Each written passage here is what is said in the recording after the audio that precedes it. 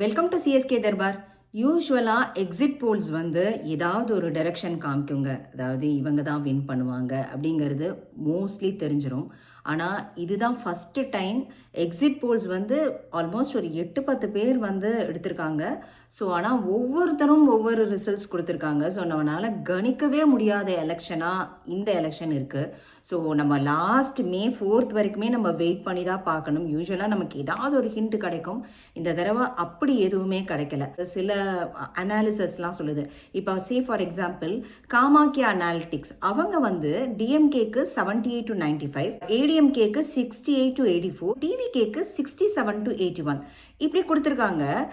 இந்த மாதிரி சூழ்நிலையில் ஹங் அசம்பிளி வரத்துக்கு பாசிபிளா அப்படிங்கிறதும் கேள்வியாக இருக்குது. இத்தனை நாளாக டிஎம்கே ஏடிஎம்கே அப்படின்னு தான் இருந்தது. இந்த தடவை ஒரு மூணாவது ஒரு பெரிய ஃபேக்டராக வந்து விஜய் அவர்களை பார்க்கப்படுது டிவிக்கே. ஸோ அவங்க தான் கேம் சேஞ்சராக இருக்க போகிறாங்களா அப்படிங்கிறதையும் பொறுத்திருந்து தான் பார்க்கணும். ஏன்னா அவங்க வந்ததுனால எதுவுமே நம்மளால் கணிக்க முடியல. ஃபார் எக்ஸாம்பிள் ஜேவிசி, ஓட் வைபு, CNN, News 18 இவங்க 3 பேரும் பார்த்தீங்கன்னா ஏடிஎம்கே தான் ஜெயிக்கும்னு சொல்கிறாங்க.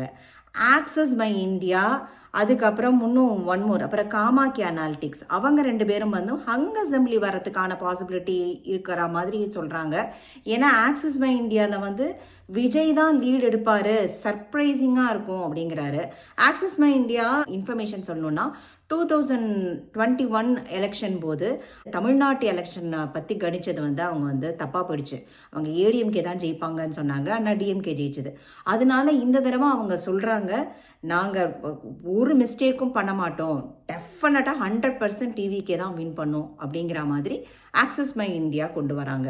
ஸோ இதில் எல்லாமே மிச்சம் நிறையா பீப்புள்ஸ் பல்ஸு, அதே மாதிரி பீப்புள்ஸ் இன்சைட்டு, அப்புறம் மின்னம்பலம், மேட்ரஸு, பிமார்க்கு, இந்த மாதிரி நிறையா சேனல்ஸ் வந்து டிஎம்கே தான் லீட் எடுக்கும் அப்படின்னு சொல்கிறாங்க. ஆனால் ஒவ்வொருத்தரோட அனாலிசிஸ் வந்து டிஃப்ரெண்ட் நம்பர்ஸ் காமிக்குது.